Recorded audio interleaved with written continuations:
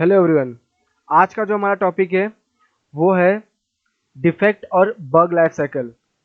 ये interview perspective से बहुत ज़्यादा इंपॉर्टेंट क्वेश्चन है। 80% चांस होते हैं कि ये इंटरव्यू में पूछा ही जाए, इसके फेस पूछे जाए कि ये कैसे वर्क होता है। आज हम इसके बारे में डिटेल में जाके मैं आपको हर एक चीज़ें बताऊंगा कि इसका लाइफ साइकिल क्या है। सबसे पहले इसको शुरुआत करने से पहले मैं आपको ये तो समझना चाहूँगा कि error, bug, fault, failure, defect ये सब शब्द एक जैसे ही लगते हैं, पर इसका क्या इम्पोर्टेंस है और ये कैसे एक दूसरे से अलग है, ये आपको ये जानने मिलेगा।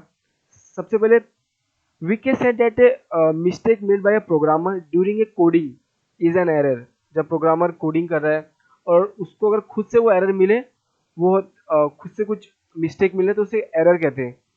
और अगर वही एरर उसी के थ्रू डेवलपमेंट फेज में या फिर जब वो यूनिट टेस्टिंग करता है, बेसिकली जैसे मैंने आपको अपने पिछले वीडियो में बताया होगा कि डेवलपर ही यूनिट टेस्टिंग करता है या फिर वाइट बॉक्स टेस्टिंग करता है। अगर वहाँ पे अगर उसको कुछ बग मिला या फिर कुछ एरर मिला तो उसको डिफेक्ट कहते हैं। और कुछ एरर अगर टेस्टिंग फेज में मिलता है, अगर हम एज अ टेस्टर अगर हम टेस्ट कर रहे हैं किसी भी सॉफ्टवेयर को, अगर तब हमें एरर मिला तो उस एरर को हम लोग बग कहते हैं।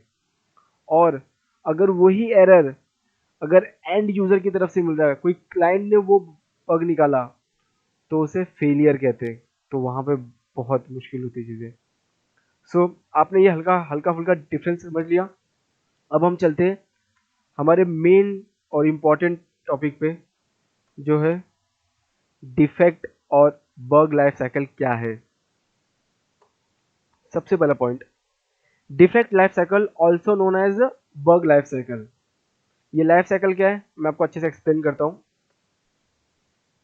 It is a journey of defect life cycle which defect goes through during it life time. और यू कैन से जब एक बग आता है तो वो बग को कैसे लॉक करना है, फिर पूरा उसका बग जहाँ से कैसे आया और कैसे वो बग क्लोज हुआ, वो पूरा एक लाइफ साइकिल है, पूरा एक प्रोसेस है, वो मैं आपको समझाऊंगा।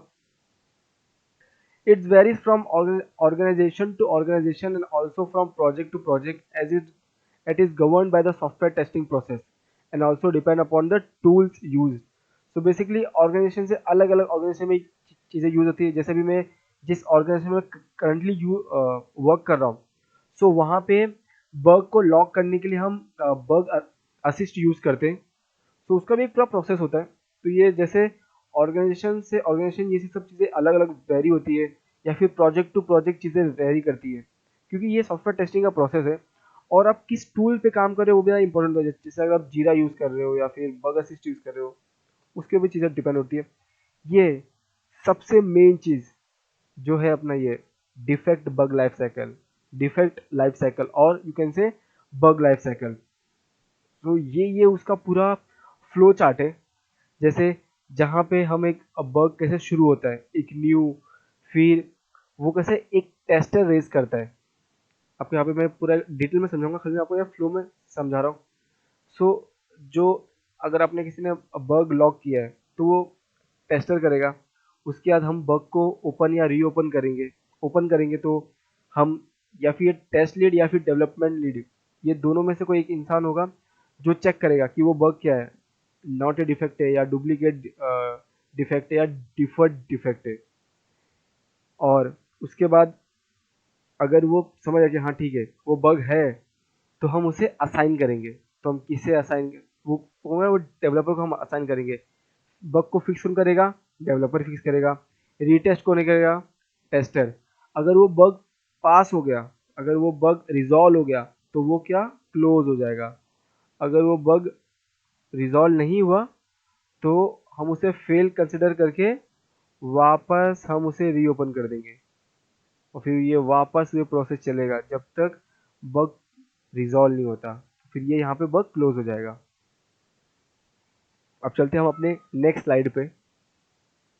अब हम अपने मेन टॉपिक पे आते हैं, जो है डिफेक्ट और बग लाइफ साइकिल। हम इसके ना डिफरेंट डिफरेंट फेजेस कवर करने वाले, हर एक फेज कवर करने वाले। सो जो उसका फर्स्ट फेज है वो है new. When a bug is logged and posted for the first time by the tester, its status by default is new. So जैसे ही एज अ टेस्टर हम जैसे हमें बग मिलता है हम उसे जब रेस करते हैं फर्स्ट टाइम तो उसका स्टेटस आता है न्यू. और ये एक फर्स्ट स्टेज है और ये रेस कौन करता है? टेस्टर. उसके बाद क्या है? ओपन. द टेस्ट लीड और developer lead start analysing the defect to be it is either a duplicate or invalid bug or need to deferred to the next release.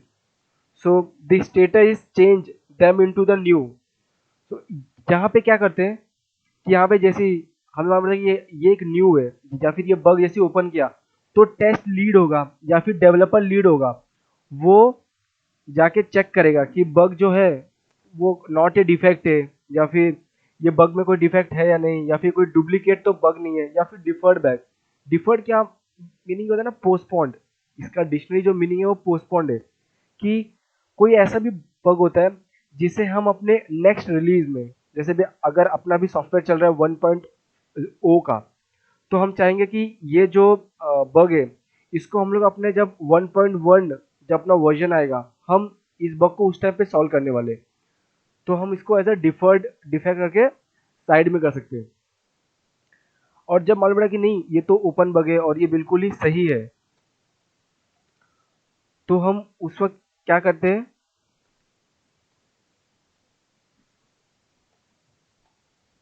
उस वक्त हम असाइन करेंगे इस बग को, हम असाइन करेंगे. So either to the lead then approval that the bug is genuine and assign the bug to the corresponding developer. This status is change to assign by them. तो जब जैसे मैंने आपको बताया कि जैसे हमें मालूम पड़ता है कि ये जो बग है ये नॉट ए डिफेक्ट की कैटेगरी में भी नहीं है, डुप्लीकेट डिफेक्ट की कैटेगरी में नहीं है और डिफर्ड डिफेक्ट भी नहीं है, जब ये तीनों में से कुछ भी नहीं है तो ये बग हम लोग असाइन करेंगे. तो हम लोग इस बग को डेवलपर को असाइन करते हैं. जैसे हमने बग को असाइन किया डेवलपर को, उसके बाद क्या होता है?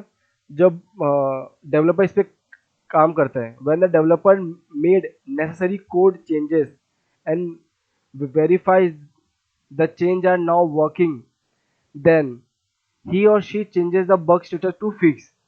So basically जैसे आपको समझा कि जैसे डेवलपर ने इसके ऊपर काम किया, ये बग को हमने असाइन किया डेवलपर को, डेवलपर ने इस बग को जो भी चेंजेस लगेंगे या फिर कुछ एरर है बग है उसको सब सॉल्व कर लिया, और जब वो करेक्टली चलना शुरू हो जाए तो वो स्टेटस को क्या लिख देगा? फिक्स. जब वो स्टेटस को रखेगा फिक्स, अब यहाँ पे क्या आता है कि pending retest. So after fixing the defect the developer move the fix code to the test environment, changes the defect status to pending retest and communicate to the tester to test the to to tester to retest the functionality. So जैसे ही उसने bug को resolve कर लिया, उसके बाद वो ना testing environment में उस बग को भेजता है, उस फंक्शनलिटी को भेजता है. और अब तक यहाँ पे क्या रीटेस्ट हुआ नहीं है, पेंडिंग रीटेस्ट एंड कम्युनिकेट, अब तक इसमें रीटेस्ट नहीं हुआ है. तो ये क्या, वो आके डेवलपर कम्युनिकेट करके किससे? टेस्टर से. जब वो टेस्टर से कम्युनिकेट करेगा और उसके बाद ही टेस्टर उसको चेक करने वाला है, तब तक उस जो बीच का जो स्टेट है ना उसको पेंडिंग रिटेस्ट बोलते हैं.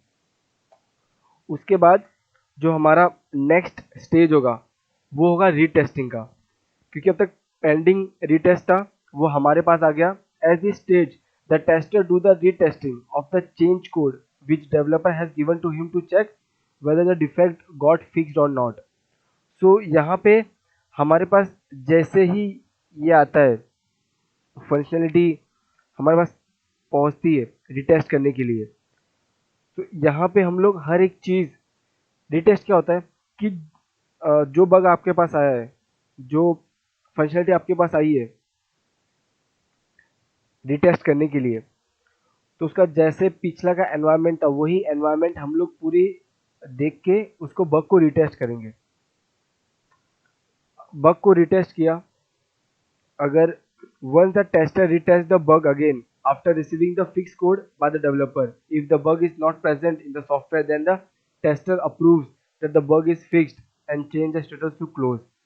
So यहाँ पे जैसे ही हमें बग मिलता है हम उसको रिटेस्ट करते हैं और देखते हैं कि हाँ बग तो फिक्स हो गया है, अभी सब प्रॉपरली वर्क हो रहा है, अपना सॉफ्टवेयर अच्छे से चल रहा है, तो हम इसको अप्रूव देते हैं कि ठीक है अब ये बग फिक्स हो गया है, और हमने उसका स्टेटस क्या करते हैं, हम उसका स्टेटस हम क्लोज कर देते हैं।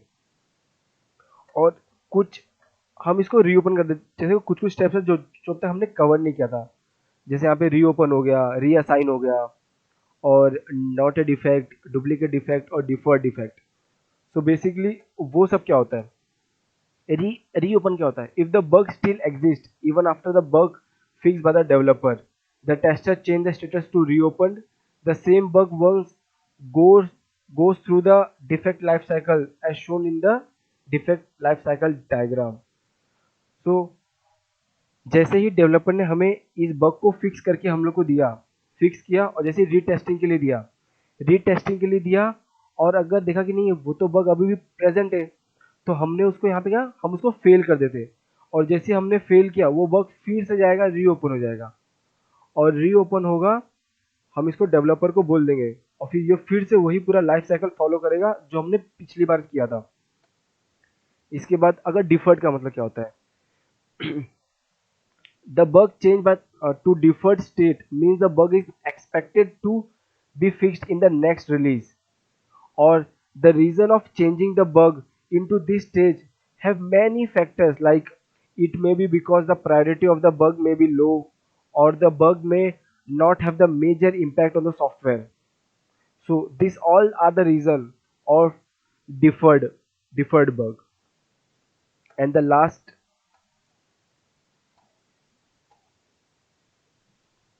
thing is not a defect. What is a not a defect? Defect. The status given as not a defect if there is no change in the functionality of a application. So अगर कभी not a defect कभी आता है, अगर हम as a tester को लगा कि नहीं यार ये बग तो हमने रेस किया, पर टेस्ट लीड और डेवलपर लीड को लगता है कि नहीं ये तो बग, ये तो डिफेक्ट है ही नहीं, ये तो फंक्शनलिटी है। सो उनके अथॉरिटी के थ्रू या फिर उनके अप्रूवल के थ्रू हम लोग बग को असाइन या फिर रेस करते हैं। सो जब टेस्ट लीड या फिर डेवलपर लीड ने चेक किया कि नहीं ये तो बग नहीं है, तो ये बग वहीं पे क्लोज हो जाएगा, ये बग का आगे का प्रोसेस होगा ही नहीं। Duplicate. If the same bug is logged by the two or more tester as the repeated bug, mention the concept of bug, then it is known as duplicate bug.